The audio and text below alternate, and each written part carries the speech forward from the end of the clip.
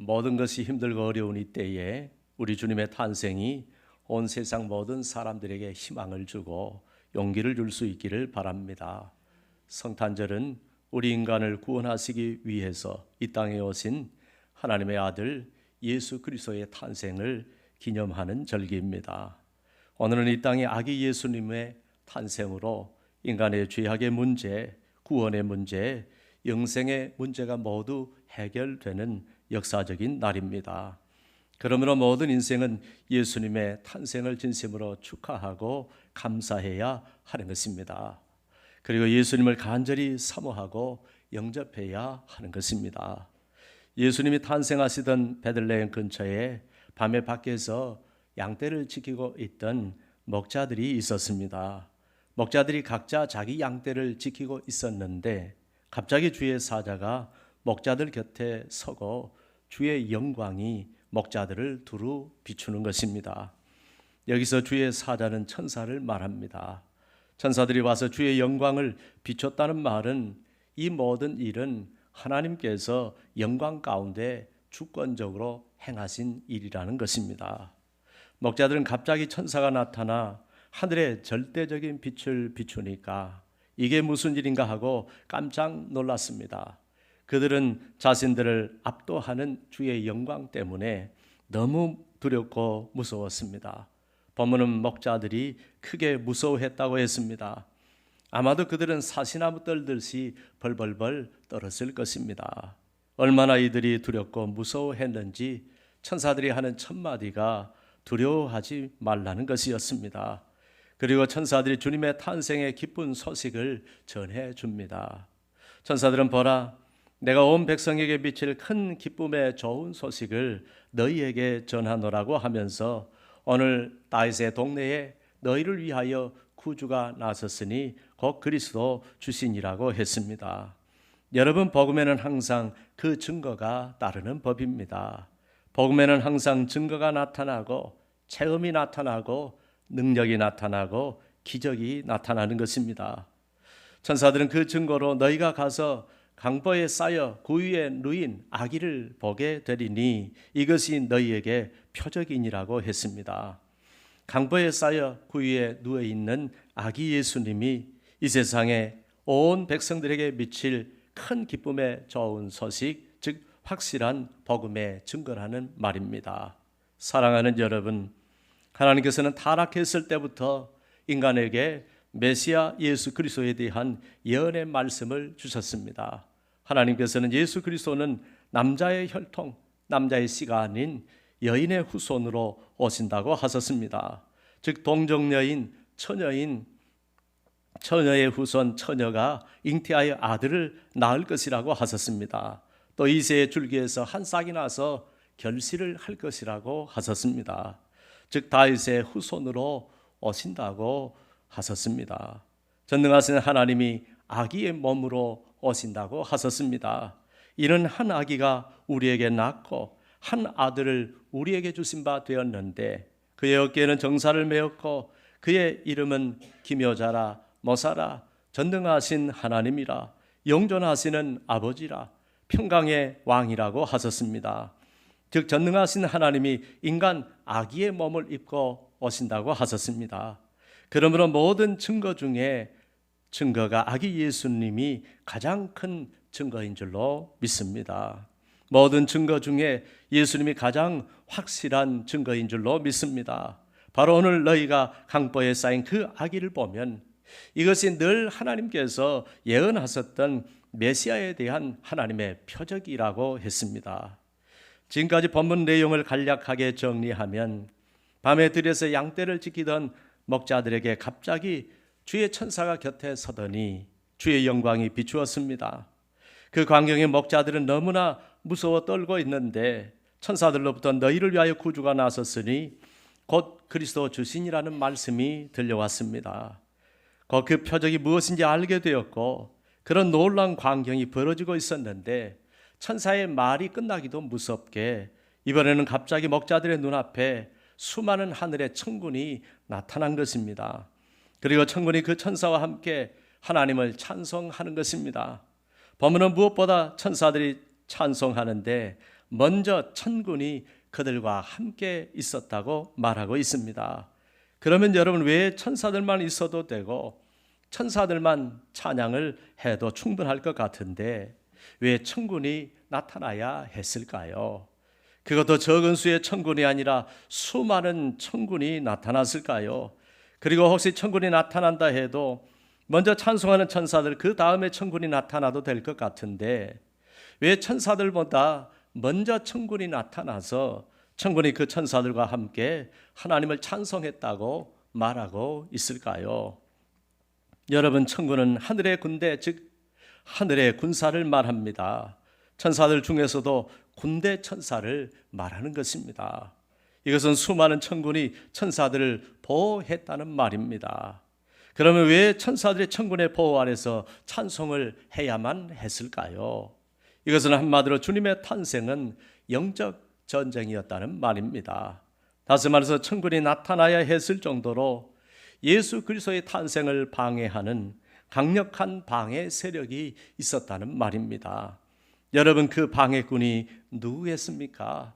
사탄, 마귀인 것입니다. 그러니까 그날 밤 수많은 천군이 먼저 나타나서 그 천사들을 보호하는 가운데 천사들이 예수 그리스도의 탄생에 대한 소식을 전했고 하나님께 찬송을 드렸다는 말입니다. 이런 놀라운 역사 가운데 우리 주님이 탄생을 했습니다. 그러므로 주님의 탄생에 대한 일련의 모든 과정들은 바로 영적 전쟁이었다는 말입니다. 여러분, 복음의 역사는 그냥 이루어지는 것이 아닙니다. 주님은 그냥 탄생하는 것이 아닙니다. 인간의 구원을 막으려는 사탄의 엄청난 방해 역사 가운데 우리 하나님이 천군 천사를 대동하여 주님의 탄생을 이루어 내신 것입니다. 철저한 준비와 철통 같은 보호 속에서 인류 구원의 역사를 이루신 것입니다. 만일 우리를 향하신 하나님의 열정과 사랑이 없었다면 구원의 역사는 처음부터 불가능했다, 그런 말입니다. 여러분, 주님의 탄생을 한번 살펴보십시다. 모든 것이 사탄과의 영적 전쟁에서 비롯되었다는 것을 알 수 있습니다.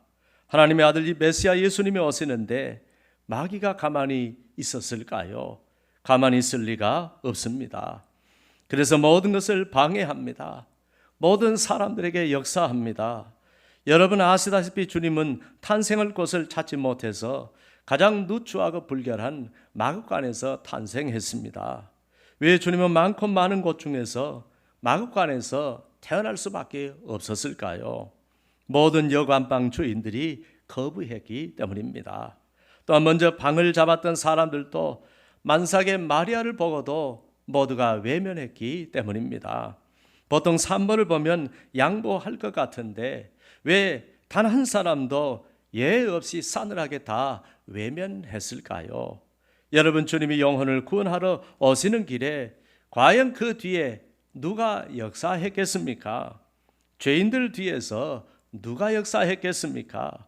여러분, 이 세상 임금이 누구라고 했습니까? 누가 공중 권세를 잡고 있다고 했습니까? 사탄, 마귀인 것입니다. 그뿐만이 아닙니다. 그 다음에 마귀는 헤로드 왕을 격동하여 주님이 태어난 시점을 계산해서 2살 아래의 사내 아이는 모조리 다 죽여버렸습니다.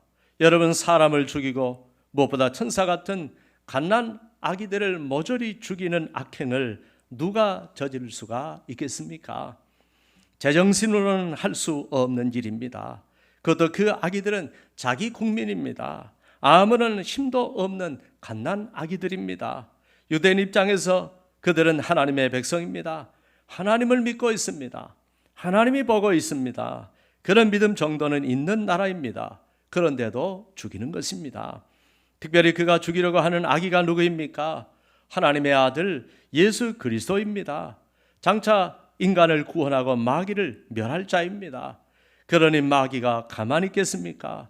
귀신같이 알고 헤롯을 격동하는 것입니다. 그리고 2살 아랫도 모조리 다 죽이게 하는 것입니다. 예수님의 목숨을 노리면서 아예 없애버리자는 것입니다. 또 주님이 공생애를 시작할 때를 보십시오. 마귀가 주님을 시험했습니다. 그때 주님을 유혹하더니 그 중에서 성정 꼭대기에서 뛰어내리라고 했습니다. 투신 자살하라는 것입니다. 뛰어내리기만 하면 죽는다는 것입니다. 그러니까 뛰어만 내리라는 것입니다. 또 주님이 마지막 십자가를 앞두고 있을 때 이번에는 마귀가 수제자 베드로에게 들어가 역사했습니다.